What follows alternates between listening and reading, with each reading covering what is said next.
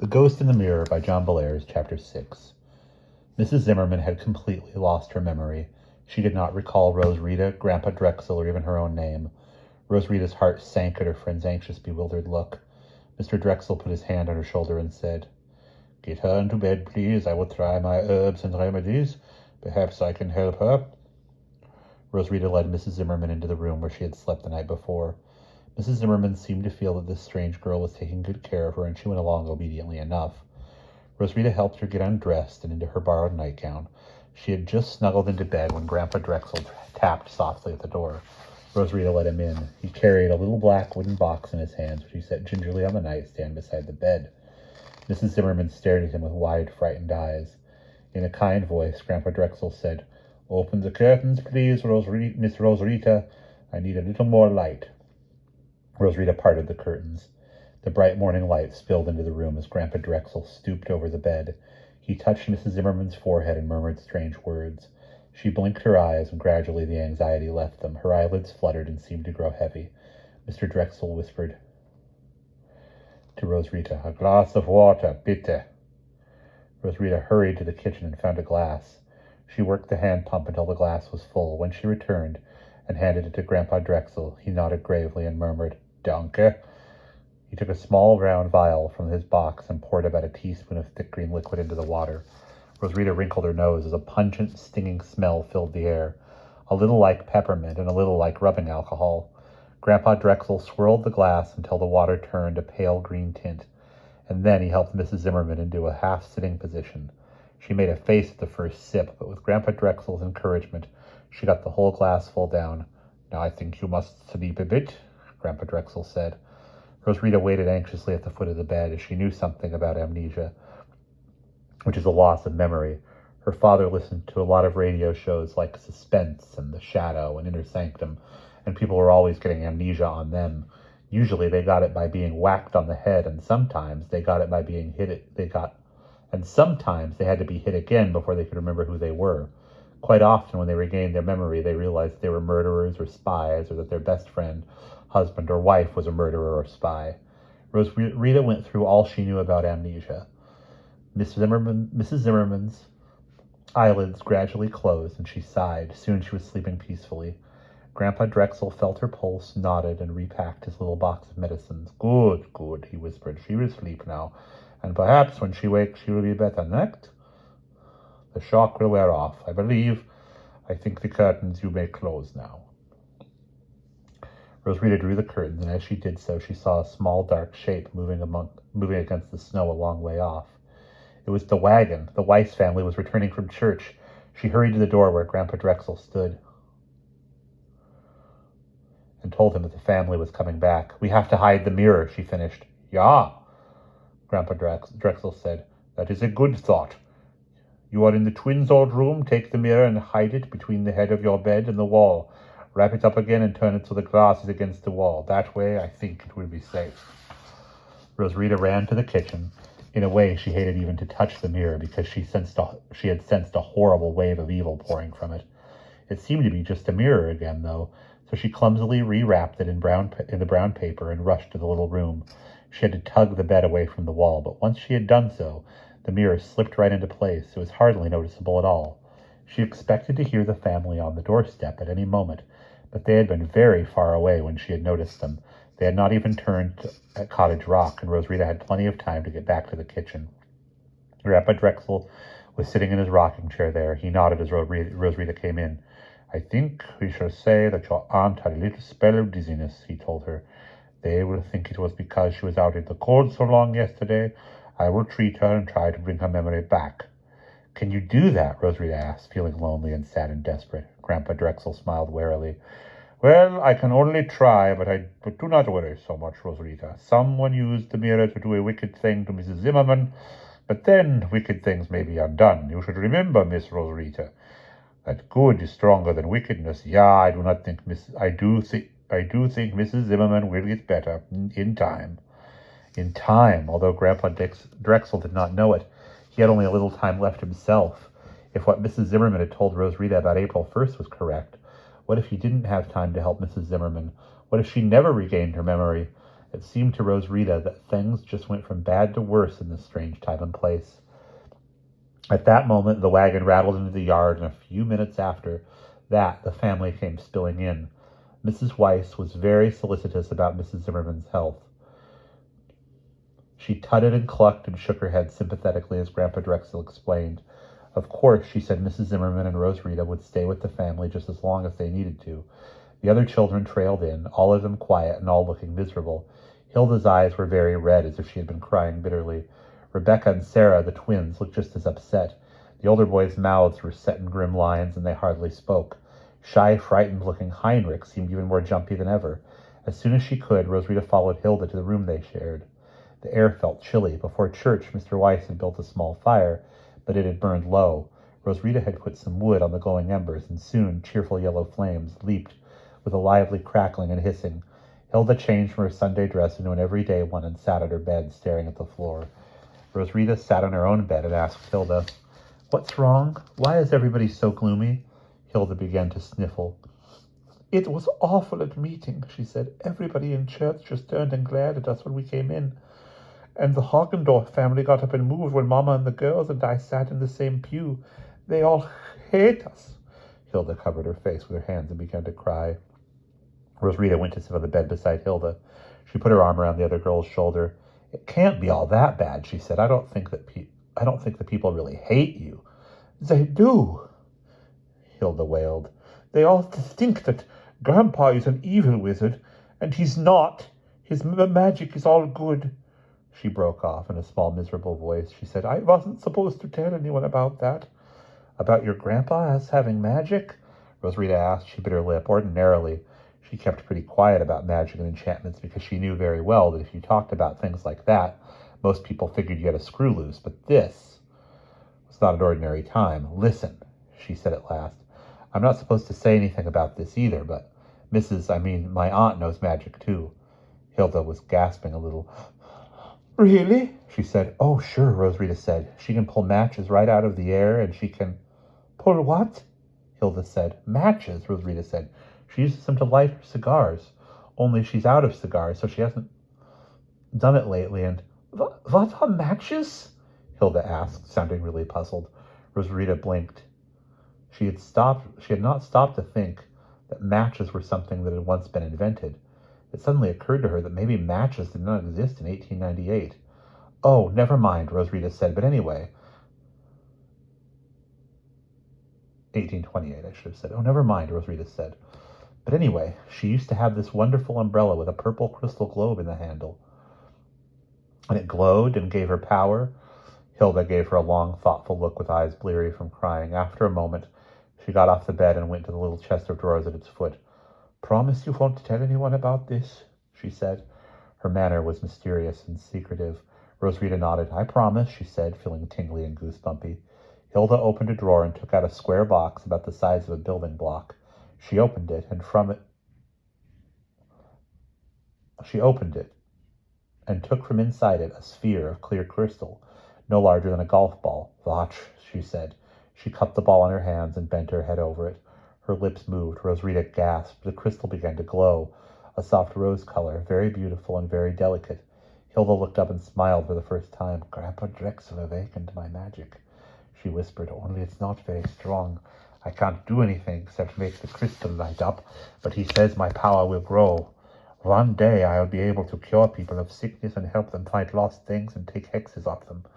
I guess Mrs. Zimmerman has the same kind of magic." "I guess so," Rosarita said. She watched Hilda carefully replace the crystal, now dark again. She was thinking how she might steal it, or at least borrow it. It was a great deal like the crystal that Mrs. Zimmerman had once owned. And Rosarita thought it might help her friend find her magic power again. But when Hilda shut the drawer and gave a weak smile, Rosarita felt her resolve weakening. "I guess we're best friends now," Hilda said shyly, "because I haven't told any of my other friends about my magic." "Oh, great," Rosarita thought. "I sure can't steal that globe now." After a while, Hilda went to do some of her chores, and Rosarita wandered around the house feeling miserable and lonely. She borrowed a coat from Hilda and went out to look at the horses. Rosarita was a town girl, but like a lot of girls her age, she loved to read about horses. She went into the stables and saw Nicholas, the big chestnut that had pulled the carriage, and a dappled gray mare and a black one, and the mule, Nebby, down at the end like a crabby neighbor. They all whickered softly in the dim, cold stable, their breath curling out in white plumes. Rosrita heard another sound, a whimpering human sound. She decided that it came from overhead, and soon she found a ladder leading to the hayloft. She climbed up quickly. At the top, she peeked into the loft. Heinrich, the youngest boy, had thrown himself into the hay and was sniffling. "Hi," Rosrita said. "What's the matter?" Heinrich yelped and jumped to his feet. Then he turned back. "Go away," he said, his voice trembling. "Well, I just wanted to see if I could help," Rosrita said. Heinrich shook his head. "Nobody can help," he said. "Old Mr. Stoltzfus wants to chase us away, and everyone is on his side." Rosrita went on up into the loft. It was warmer than the stables down below, and she sat on the crackly, sweet-smelling straw. "Tell me about Mr. Stoltzfus." "Mr. Stoltzfus," she demanded. He made an angry face. "He is a devil," Heinrich said. "He tells everybody my grandpa causes the bad weather and the illnesses. He says the Weiss family must be driven out of town and then everybody will be all better. He tells lies." "Well, I'm sure not everyone believes him." They do, Heinrich said. "And they will run us away from the farm. Papa knows they will. If only—" He broke off and turned away. "If only what?" Rosrita asked. "You would laugh at me like my brothers," Heinrich muttered. Rosrita sighed. This seemed to be her day for discovering the Weiss family secrets. "No, I won't," she said. "I promise." Heinrich gave her a long, uncertain look. Finally, he came over and sat next to her in the hay. "I will tell you," he said. "You are English? Do you know what fracture writing is?" "Fractured writing?" Rosrita asked. "I fractured my ankle, but—" Nein, Heinrich said. "Fracture writing. It is, I don't know how to say it. It is pretty writing done by hand, uncolored, like a needlepoint the girls made." "Oh," Rosrita said. "You mean the kind of handwriting in mottos?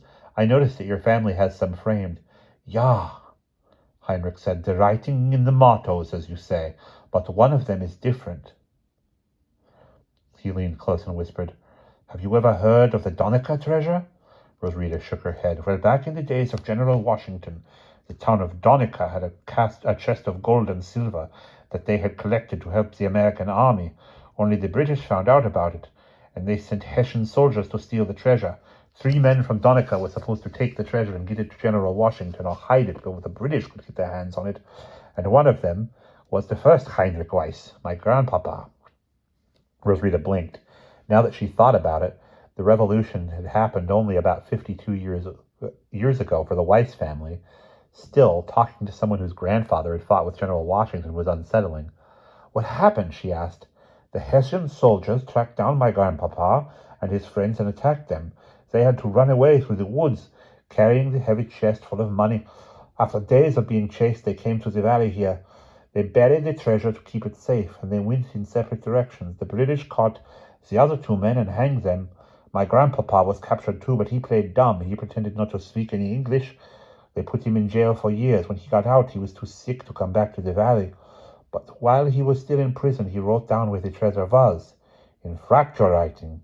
He did it in English, which is not usual. He gave the writing to my grandmama. She came to this valley with the family, and she and her sons bought this farm. The treasure is supposed to be buried somewhere on it. If we can find that, well, if we could, then it wouldn't matter what lies old Mr. Stoltz was told. We could move anywhere we pleased." "Why doesn't your father dig the treasure up, then?" Rosrita asked. Heinrich shook his head. "No one can figure out the writing," he confessed. "It's like a riddle. People have looked and looked, but no one has found it." Rosrita was intrigued. She enjoyed mysteries and puzzles of all sorts, and she was good at solving them. "I bet I could figure it out," she said. Heinrich looked doubtful. "But my papa gave up looking for it years ago. My Uncle Benjamin was the oldest, and he searched for it for years before he died. Then my Uncle George searched for it until he moved to Harrisburg. Then my papa, the youngest, looked for it for years until he gave up. He thinks maybe my grandpapa wasn't right in the head when he wrote the riddle." "Let me try," Rosrita said with confidence. "I'll bet I can figure out the secret. Anyway, it won't hurt to try, will it? And if we succeed, you can just forget about mean old Mr. Stoltzfus." Heinrich brightened a bit at that. "Ja, that is true," he said. "All right. I will have to try to sneak the fracture out of the big Bible without anyone knowing. I'll tell you when I've got it, and you can look at it." "Fine," Rosrita said. Now, I don't know about you, but I'm freezing. I'm going inside to wrap up. The gloom that gripped the Weiss family did not loosen its hold that evening. Supper was a quiet affair. Roswitha took Mrs. Zimmerman's meal to her on a tray, and Mrs. Zimmerman thanked her absent-mindedly. Once she said suddenly, "Whatever happened to Bessie?" But when Roswitha tried to answer, Mrs. Zimmerman looked blank and muttered, "I had a car named Bessie?" Roswitha realized that she had a big problem on her hands. Mrs. Zimmerman could not remember much, but she knew all about automobiles and television and radio. Roswitha would have to stick close by her friend while she recovered. She could just imagine what would happen if Mrs. Zimmerman began asking to hear a Detroit Tiger game on the radio, or saying that she would like to see the new John Wayne Western up at the Bijou. The Weisses would probably lock her up in a loony bin. That night, Roswitha fell asleep very early. Sometime later, she woke up because of a noise. She lay in bed, breathing quietly for a few moments, and then she heard it again, a dog barking furiously. Then suddenly it stopped. Not like an ordinary dog would stop with a few last angry yelps, but like a record when the needle is quickly lifted. Roswitha put on her glasses and slipped out of bed. The floor was cold beneath her bare feet, and despite the flannel nightgown she wore, she shivered. She could see nothing but the window in the room. She tiptoed into the hall and went to a window that looked out the front of the house. The moonlight made the snow pearly. She knelt on the floor, rested her forehead against the cold glass, and stared out.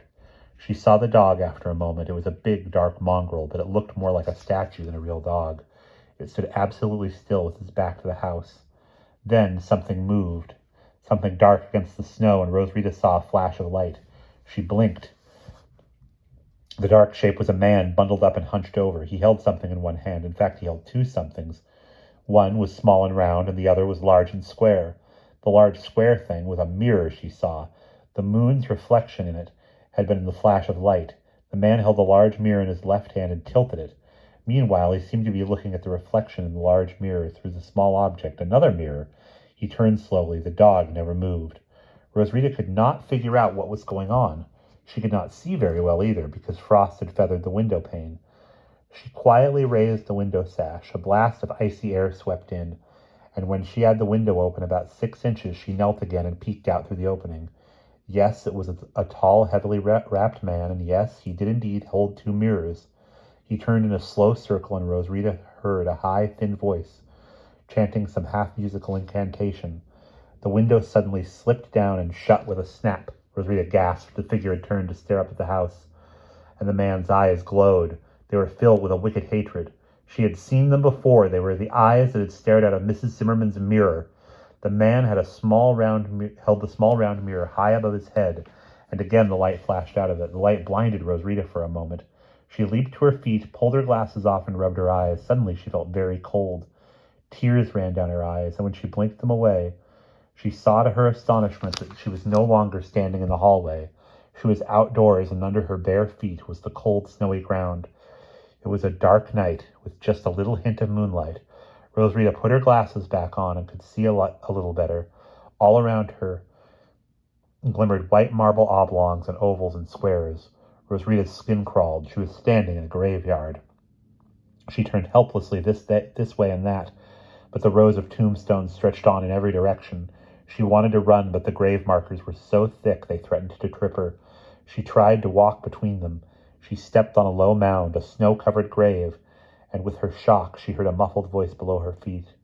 "Who is that up there? I want company." With horror she felt the earth heave beneath her, as if something were burrowing up toward her like a monstrous mole. She ran, her weak ankle stabbing with pain. Mocking laughter echoed all around her. She looked over her shoulder. The graves were all erupting, bony arms thrust upward everywhere, lashing around and scrabbling. Other graves were wide open. The skeletons, clad in rotting clothes, were hoisting themselves out of the ground, turning their horrible, dirt-caked grins in her direction. The closest ones reached for her legs and tried to trip her. The black mongrel dog came running behind her, snarling, its eyes glowing a fiery red. Liquid fire drooled from its black lips. Roswitha tripped over a stone and stumbled. She landed sprawling, face down, her nose crunching into the stinging snow. Instantly, cold, icy, skeletal fingers closed over her arms and legs, and the awful smell of decay filled her nose. A gritty, dirt-clogged, cackling laugh burst from the skeletons. The dog wailed and howled close by. The skeletons picked her up. Her glasses fell off, and Rosarita felt herself being tossed through the air. She saw that she was being thrown into a gaping, fresh grave. Moonlight touched the marker at its head. The words, "Here lies a spy," were carved into it. It was the last thing Rosarita saw before she passed out. She woke up, shivering, sometime after that. She was lying flat on her back. She threw her arms upwards, expecting to touch the closed lid of the coffin, but there was nothing above her. For a moment she wondered who she was and where she was, and then it came flooding back. The window was above her, and she lay on the floor of the Weiss family's upstairs hallway. Her glasses were still perched on her nose. The graveyard had been a horrible nightmare or hallucination. Rosarita raised herself stiffly and stared out the window. The dog, the man, and the mirrors were all gone. Spookiest of all, the snow lay smooth and unmarked. Not even a footprint showed that something strange and eerie had been going on out there. And that's the end of chapter 6.